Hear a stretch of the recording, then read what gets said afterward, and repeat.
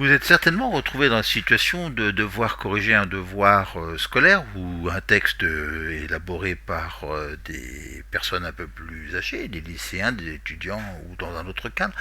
Et jusqu'à présent, c'était cette forme-là qui était privilégiée pour restituer un document. Mais depuis déjà quelques années, la forme a changé. Nous sommes sur des versions numériques. Et si vous devez amender, corriger un document, vous allez devoir utiliser un traitement de texte. Sur le traitement de texte, quel que soit ce traitement de texte, que ce soit Writer de LibreOffice, d'OpenOffice ou même Word, vous avez la possibilité d'assurer un suivi des corrections.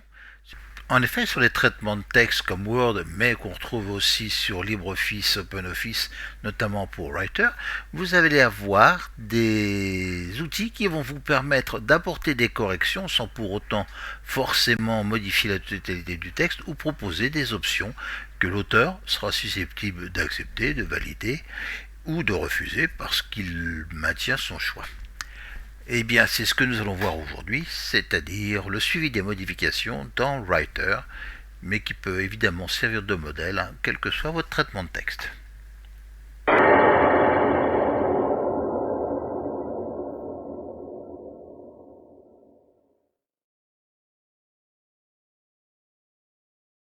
Et voici deux objectifs. Donc, vous devez être en situation à l'issue de cette séquence de pouvoir compléter les données d'identité de LibreOffice qui permettront à LibreOffice de savoir si vous êtes l'auteur, l'autrice ou si vous êtes le correcteur, la correctrice du document. Alors, nous utiliserons aussi les versions d'un document texte, ce qui simplifiera le suivi de chaque apport de l'auteur, de l'autrice, du correcteur, de la correctrice. Et en tant qu'auteur-autrice, vous devrez donc savoir afficher le suivi des modifications dans Writer, ou quel que soit le traitement de texte.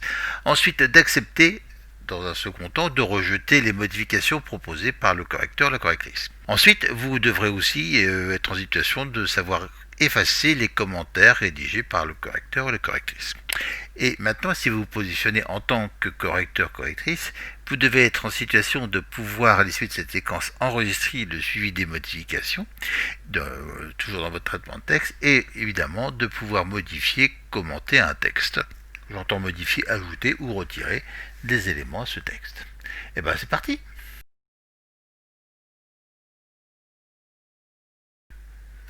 Donc, comme à mon habitude, j'ai fait une recherche sur Wikipédia pour trouver des informations sur LibreOffice. Je clique ici sur le lien proposé par Wikipédia et je vais maintenant cliquer sur Download, télécharger LibreOffice. Je prends la version 64 bits. Si c'était une version 32 bits, ce serait très simple de la choisir. Voilà, je clique sur télécharger et au bout de quelques instants, lorsque le téléchargement sera terminé, je pourrai retrouver mon fichier dans mon dossier de téléchargement. Donc j'ai pris un tout petit peu d'avance et mon fichier se trouve ici dans le téléchargement LibreOffice. Pour installer, il me suffit de faire un double clic.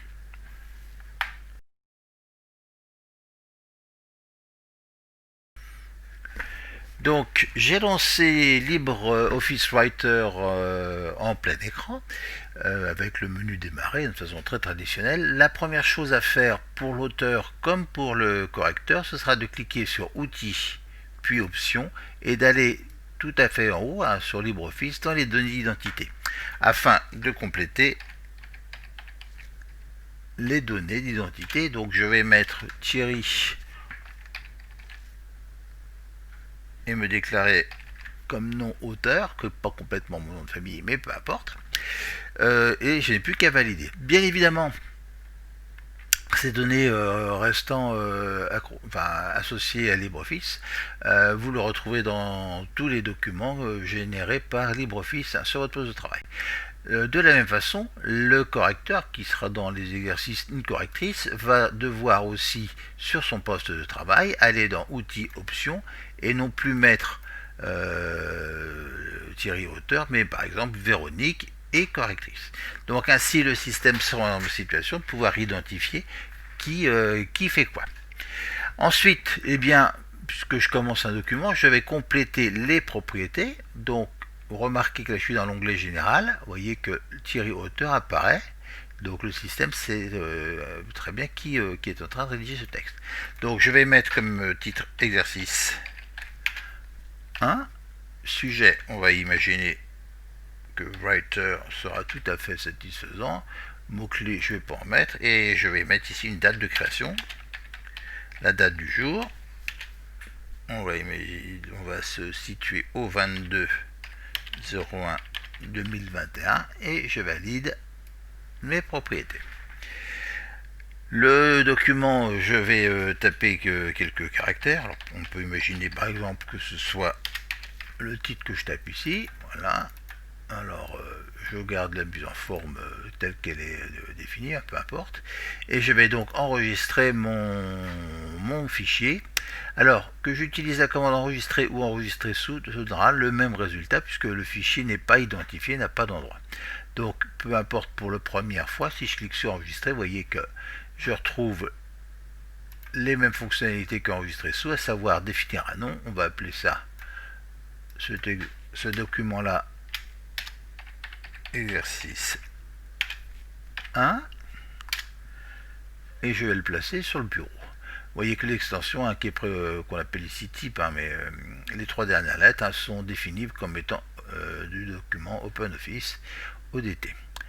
J'enregistre, mon fichier a bien été enregistré puisque je trouve dans la partie haute le nouveau nom du fichier. Voilà pour la phase de préparation. Donc on a vu la logique, la nécessité de fixer par outil option le nom du rédacteur. Par la suite, quand je vais être amené à enregistrer, c'est une innovation qui est associée à cette séquence. Plutôt qu'enregistrer sous, qui serait l'utilisation, je vais utiliser la logique de version. Donc la logique de version, je coche ici toujours enregistrer une version, en fermant. Je vais enregistrer ma première version, donc j'enregistre une nouvelle version et je vais la décrire ici. On va appeler ça initialisation.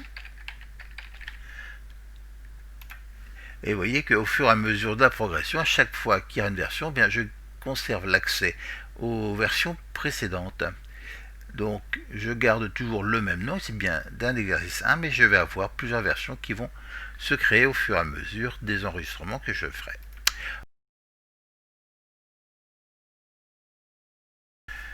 Dans cette partie, nous allons aborder le travail du correcteur, en l'occurrence, on va dire, d'une correctrice. Donc, dans un premier temps, je vérifie que mon poste a été réglé pour intégrer le changement de personne travaillant sur le texte.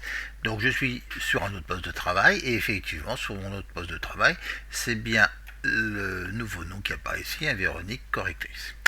Donc, je vais maintenant préparer mon travail pour pouvoir afficher une nouvelle barre d'outils. Donc sur affichage, je vais dans barre d'outils et je vais ajouter la barre d'outils suivie des modifications.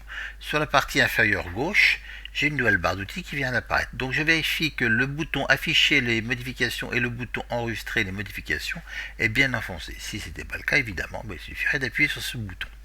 Donc on va imaginer que dans ce texte, il manque un élément. On pourrait parler qu'il manque une introduction. Donc en tant que correctrice, j'ajoute ce qui me paraît manquer. Et vous remarquez que l'ajout de texte se fait tout à fait simplement, mais que ce texte ajouté est souligné et apparaît avec une couleur spécifique. De plus, sur le côté gauche de la marge apparaît un trait vertical. Si dans cette situation, je considère que ce texte-là, par exemple, est inutile, eh bien si je le supprime avec la touche Supr, vous voyez qu'il reste toujours lisible, mais qu'il est rayé, ce qui va évidemment faciliter le travail de l'auteur original. Je peux aussi évidemment corriger des fautes de grammaire. Vous voyez que modification n'est pas S. Si j'ajoute ce S, eh bien le mot originel est supprimé, rayé, et le nouveau mot apparaît. On peut imaginer que je souhaite insérer un commentaire pour justifier pourquoi j'ai rayé. Donc je vais donc sur le bouton insérer un commentaire et je vais pouvoir en tant que correctrice justifier mon choix.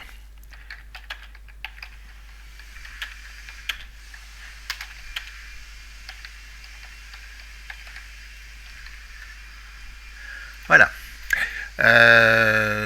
Donc une fois que mon travail de correction a été réalisé, aussi bien en ajout qu'en suppression, je vais enregistrer mon fichier sous une nouvelle version que je vais appeler première correction.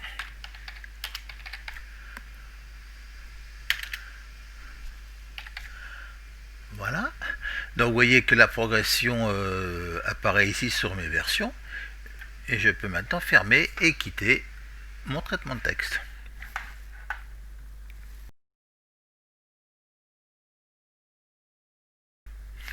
Donc nous voici maintenant sur le poste de travail de l'auteur qui vient de recevoir le fichier de son document.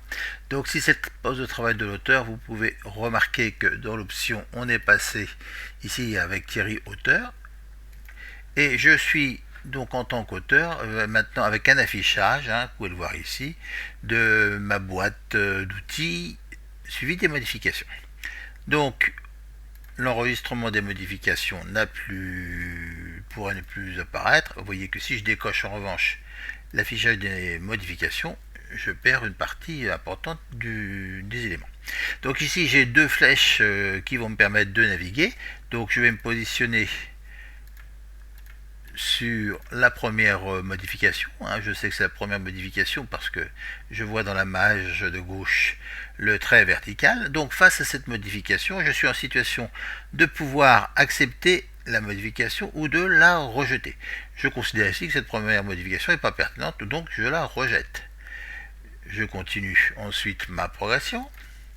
J'arrive ici à la phrase qui était maladroite. Là, je vais accepter la modification. Je continue à progresser et j'arrive ici à la correction de faute d'orthographe. Donc je suis bien obligé d'accepter la modification puisqu'il y avait évidemment une faute. Donc je continue la modification. Donc là, on a bien effacé le mot avec la faute d'orthographe. C'est évidemment logique d'accepter celui qui traite la faute d'orthographe. Et donc je suis arrivé au bout de mes modifications. Donc j'ai le commentaire qui traitait du texte supprimé. Donc ce commentaire ayant été lu et ayant été intégré, je clique ici grâce au petit bouton sur marquer résolu. Et mon document maintenant est terminé. Donc la relecture est terminée. Je n'ai plus qu'à enregistrer une nouvelle version que je vais créer ici en considérant que c'est version terminée puisque toutes les corrections ont été acceptées. Je valide l'enregistrement ici et donc je pourrais revenir si je voulais à la phrase initiale. Je pourrais donc en sélectionnant ici la phrase initiale ouvrir la phrase initiale.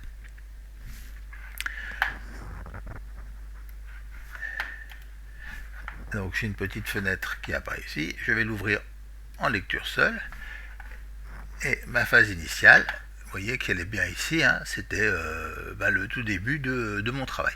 Donc si je peux voir la phase initiale, je peux évidemment voir aussi les phases intermédiaires. Et ben voilà, je pense que vous avez dû saisir les éléments.